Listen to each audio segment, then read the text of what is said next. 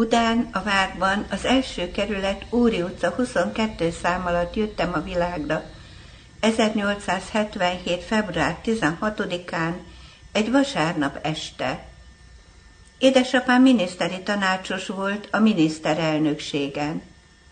Édesanyám, született Kunce Mária, este 11 óráig Chopint játszott zongorán, és éjfél felé én már polgára voltam ennek a világnak. Az én áldott Ida nagymamám volt az én tulajdonképpeni anyám, mert édesanyám 18 éves lévén, mikor én születtem, mindig inkább a nővér szerepét játszotta mellettem, és közös anyánk nagyanyám volt.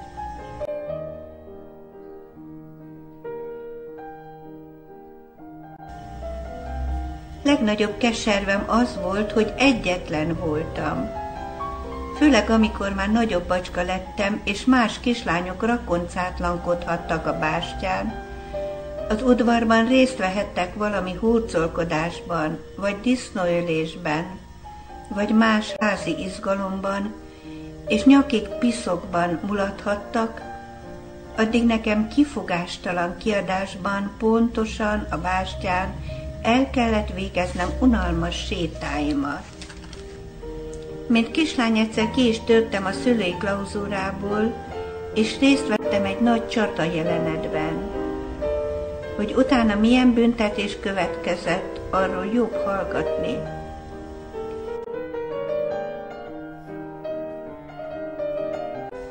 Bakvis koromhoz fűződik egy emlékem, amelyet igen hálás vagyok a Jóistennek. Emlékszem, hogy drága nagyanyámmal egy délután a várra sétáltunk, amikor trombitálás, tűzlárma riasztott meg, az emberek a főutcában futkostak.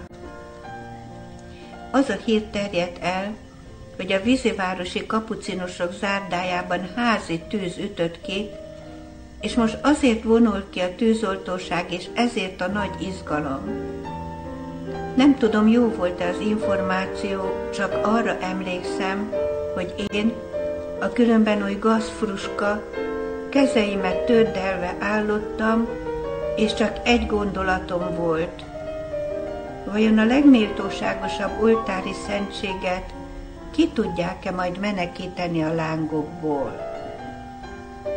Köszönöm neked, Istenem, hogy ebből a nem éppen épületes koromból is van egy emlékem, amely a hozzád való szeretet és a legméltóságosabb oltári szentség iránti élő hitnek legalább egy határozott kis bizonyítéka.